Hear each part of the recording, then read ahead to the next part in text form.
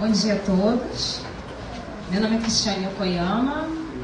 Eu sou psicóloga, especialista em transtornos compulsivos, estudante da pós-graduação de relacionamento amoroso e sexualidade humana do Rio de Janeiro. E antes de começar o trabalho, eu vou dizer de onde surgiu esse trabalho focado com as mulheres e falar um pouquinho desse lugar que eu ocupo hoje nesse trabalho com o mundo feminino, que começou de uma forma um tanto quanto preconceituosa. Há mais ou menos 9 anos atrás, eu trabalhava numa clínica de internação em dependência química e eram 90 residentes. Desses 90, 10 da ala feminina e os demais da ala masculina. E eu sempre trabalhei com a ala masculina, tinha um trabalho muito direcionado para o masculino.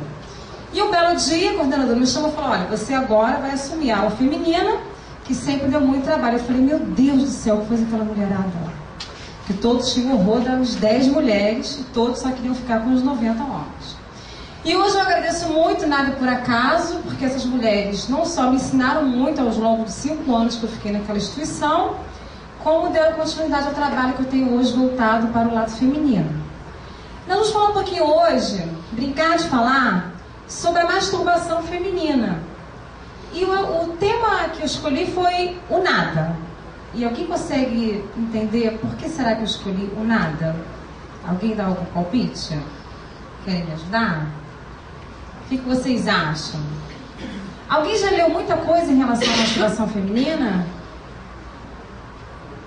Só uma? Mais ou menos.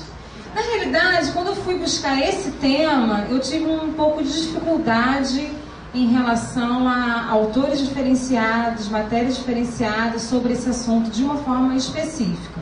O que a gente nós vamos ver hoje na apresentação, é uma forma mais global, mais superficial, falando sobre o tema em si.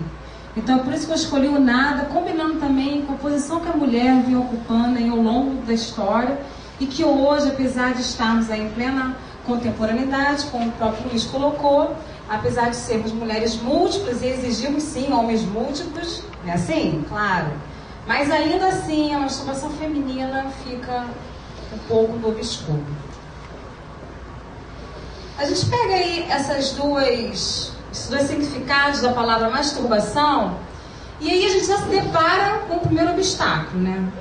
Com um direcionamento para esse negativismo.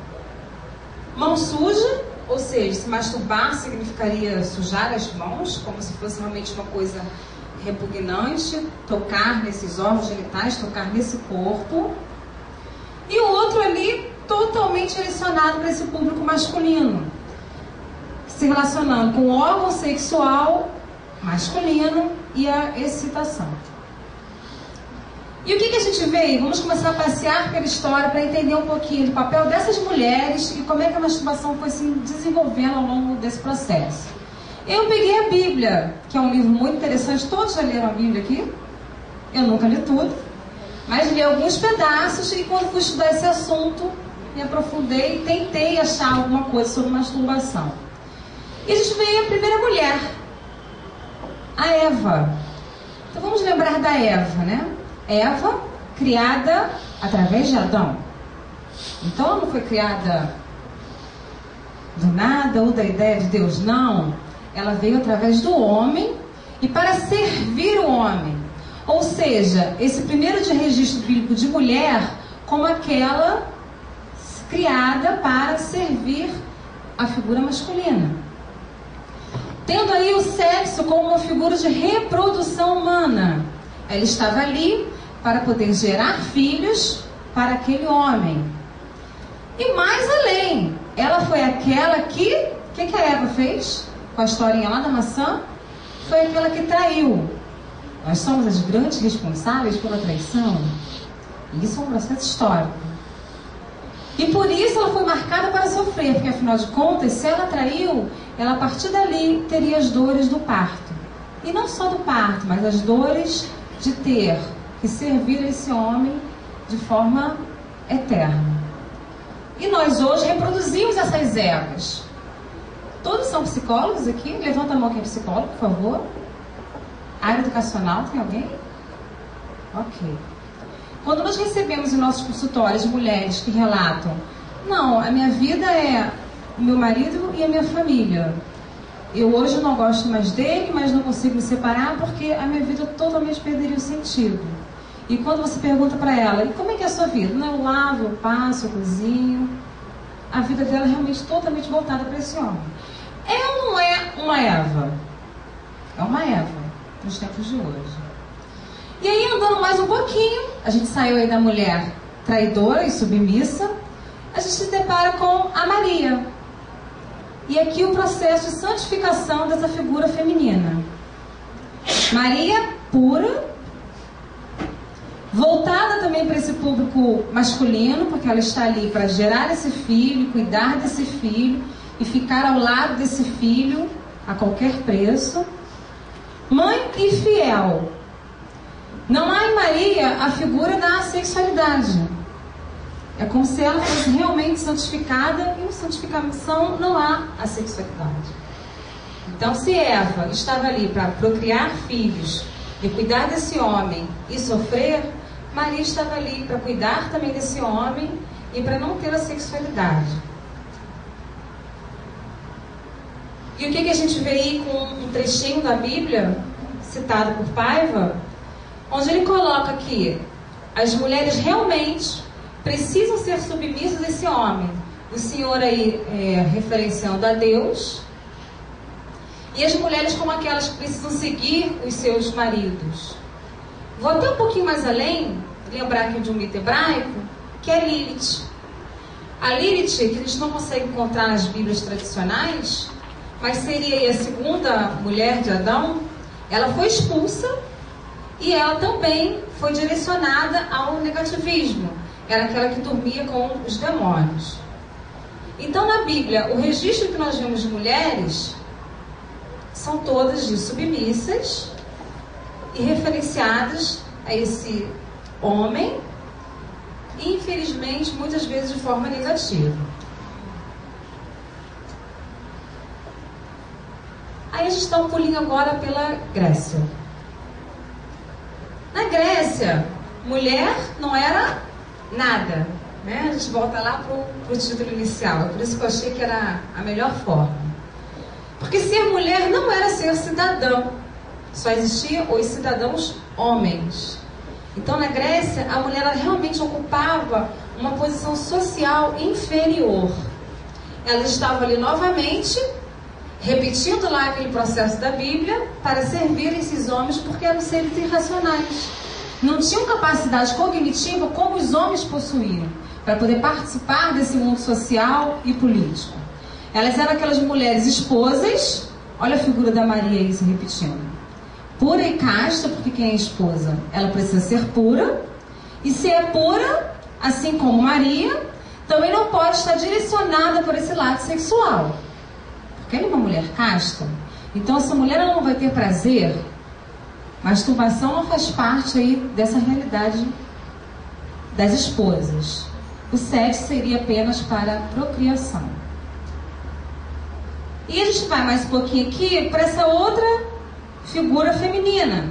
As cortesãs, que possuíam um alto nível, participavam até, porque estavam ali bem próximos ao público masculino, eram mulheres bonitas, inteligentes, mas que mesmo assim não assumiam nenhum cargo ou nenhuma decisão a nível social. Também estavam à margem.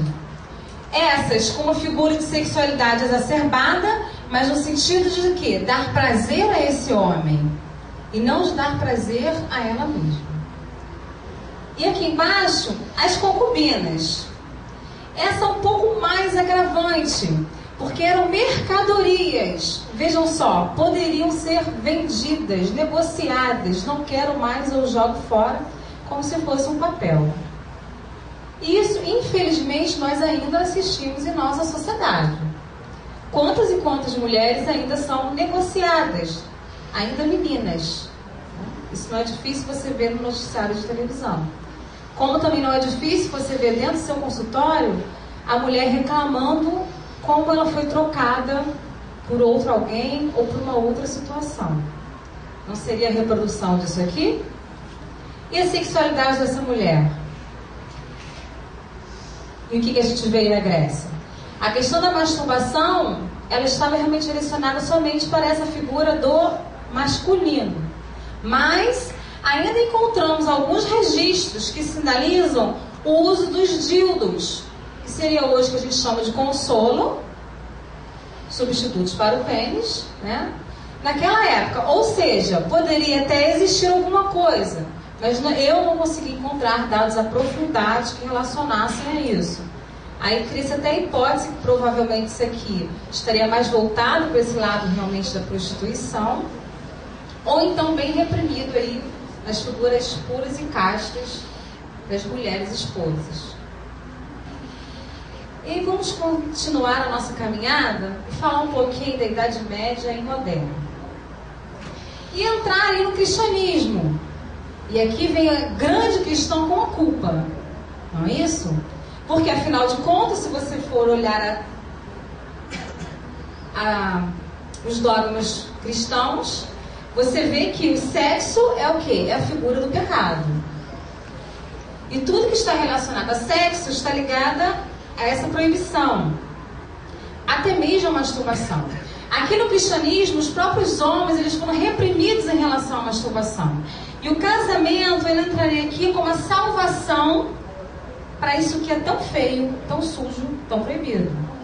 Então os homens deveriam sair daquele prazer solitário que é a masturbação e se direcionar para o sacramento de um casamento. Então no cristianismo essa repressão não foi somente com as mulheres, mas também com os homens. Porque aqui a gente está seguindo aquilo que eu coloquei em relação à Bíblia, que a Bíblia fala através da história de Jonã, que os homens não deveriam praticar a masturbação e as mulheres menos ainda, porque as mulheres, lembram, né? Elas deviam seguir a figura do homem. E começou-se a criar aquelas fantasias, aqueles mitos de que essa masturbação, ela na verdade acarretaria algum tipo de prejuízo àquele sujeito. E aí, mitos que existem até hoje.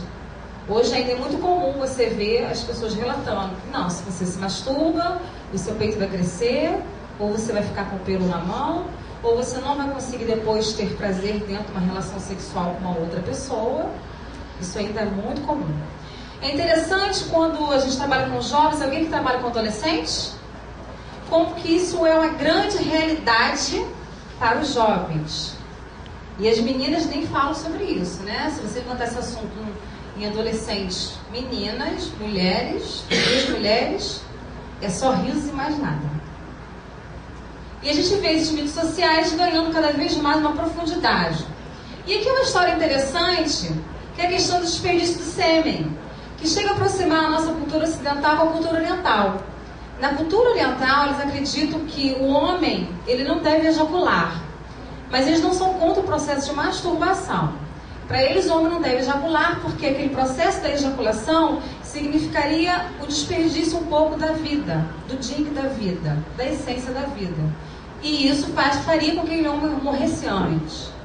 E aqui começa-se a dizer que na masturbação haveria o desperdício desse sêmen que deveria ser considerado como algo sagrado.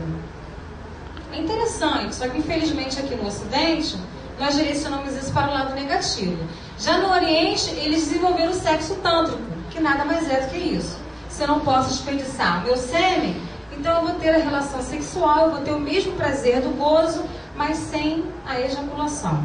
Então a gente percebe a diferença, como é que os assuntos podem se encaminhar de formas opostas. E aqui que a gente vê as mulheres como figuras de santas, prostitutas ou as bruxas. E quantas mulheres não morreram na fogueira porque eram bruxas. A gente vê que a figura, né? A bruxa que tinha sensualidade sim, mas que era totalmente negativa e por isso precisava morrer. E a gente entra aí para o início do século XIX e vamos falar um pouquinho, de forma rápida, tem 5 minutos, daquilo que a mulher sofreu em seu próprio corpo, ou seja, a cirurgia onde ela era cortada. Agora, olha a gravidade disso. Aqui a gente sai do simbólico para o real, né? Se não serve para nada, vamos realmente cortar, porque esse prazer não vai existir de forma alguma, através da infibulação. E aí vem o Freud.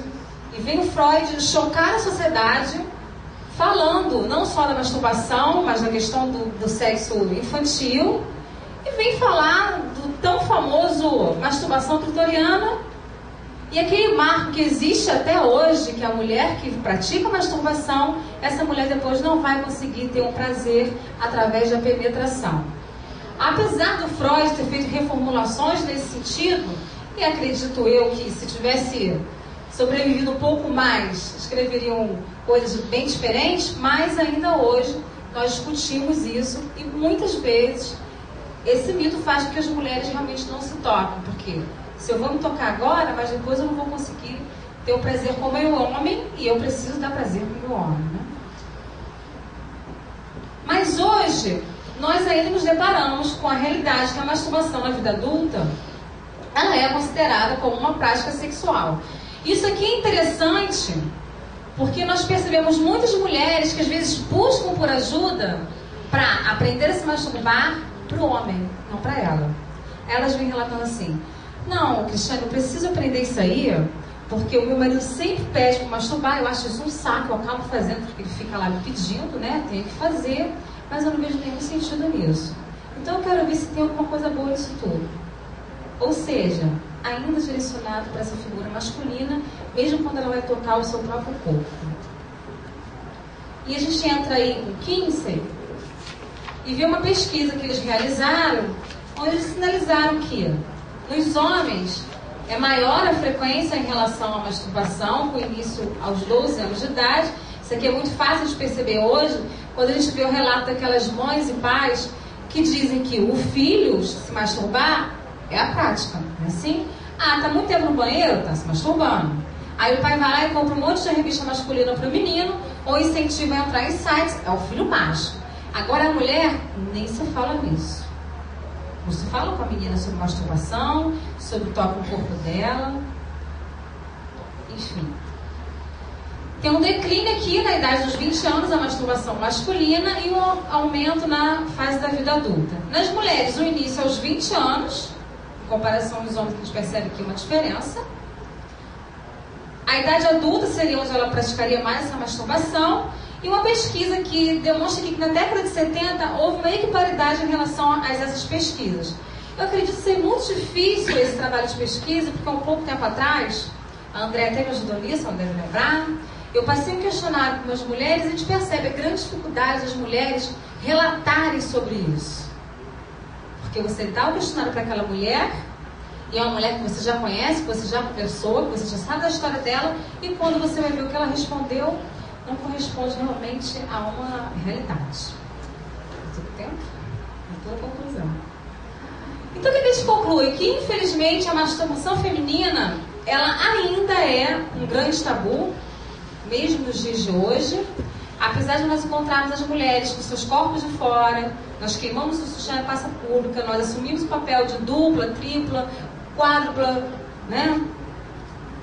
Carga de trabalho, mas ao tocar o seu corpo, ela ainda encontra muitas dificuldades. É a impossibilidade de ser mulher ao longo desses anos que ainda nos afeta. É a repressão e preconceito que ainda são coisas reais e muitas vezes não faladas. A gente precisa passar isso para a palavra. E hoje, apesar de nós termos o aval da medicina, ainda não somos donos do nosso próprio corpo.